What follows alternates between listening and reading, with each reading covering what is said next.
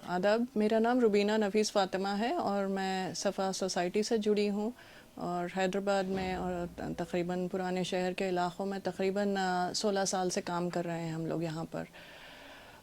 آج یہ بات جب میرے پاس آئی کہ میں کمیونل جو فسادی حالات جو بن رہے ہیں ہمارے شہر کے اس پہ بات کرو تو بہت تعجب ہوا میرے کو اور ساتھ میں تکلیف بھی ہوئی، کیونکہ ہم لوگ سوچے تھے کہ یہ 70s میں 1970s میں یہ چلتا تھا معاملہ اور شاید ختم ہو رہا ہے، پر یہاں پر جب میں تلنگانہ میں دیکھ رہی ہوں کہ اس قسم کے حالات پچھلے 2 ہفتے 3 ہفتوں میں بن رہے ہیں، بہت تکلیف ہو رہی ہے۔ تو اس پر زیادہ جو اثر ہوتا ہے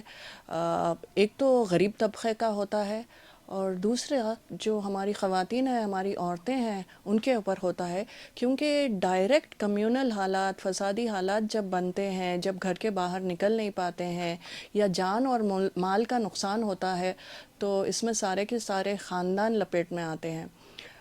اس طریقے کے جو ایک حالات بنتے ہیں ہم سب کو معلوم ہے، ہم کو پتہ ہے کہ کیسے بنتے ہیں، کیوں بنتے ہیں، پر یہاں پر میں ایک چیز بتاؤں گی کہ 20 سال سے کوئی ایک خاندان آگے بڑھ رہا ہے، کوشش کر رہا ہے، بچوں کو پڑھا رہا ہے، تعلیم دے رہا ہے،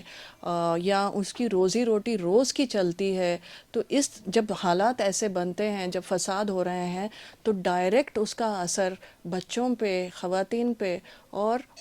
وہ مرد کی روزی روٹی پہ ہوتا ہے۔ ایسے خیر ہونے نہیں چاہیے اس طریقے کے حالات، پر ایک چیز ہے کہ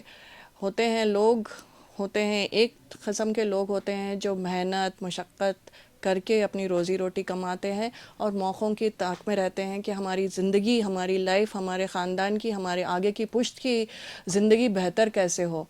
اور ایک قسم کے لوگ ہوتے ہیں جو اپنا بھلا چاہتے ہیں پر دوسرے کے کاندھے پہ چڑھ کے یا دوسرے کا کچھ نقصان کر کے۔ تو یہ دوسرے قسم کے جو